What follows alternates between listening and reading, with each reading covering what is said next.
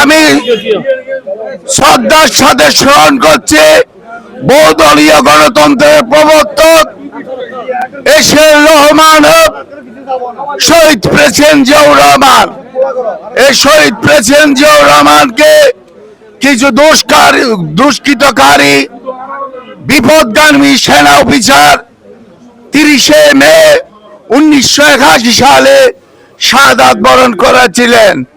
সম্মানিত নেতৃবৃন্দ, আমরা সৌভাগ্য এই জন্য আজকে মহান নেতা শহীদ প্রেসিডেন্ট জিয়াউর রহমানের মাজার আমরা রাঙ্গুনিয়াতে, সেটাই হলো আমাদের রাঙ্গুনিয়ার গর্ব। আমরা যারা দলকে ভালোবাসি, বাংলাদেশ জাতীয়তাবাদী দলকে ভালোবাসি, আমরা এখানে সমবেত হয়েছি সেই মহান নেতাকে শ্রদ্ধা ও স্মরণ করার জন্য। আমি এই বৃষ্টিতে যে সমস্ত নেতৃবৃন্দ, যে সমস্ত বিভিন্ন ইউনিয়ন পৌরসভা থেকে আগত আপনারা কষ্ট করে এসেছেন, সবাইকে ধন্যবাদ জানিয়ে আমি আমার বক্তব্য শেষ করছি।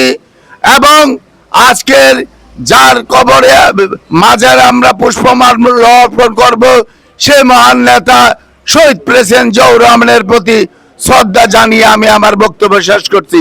খুদা হাফেজ। বাংলাদেশ।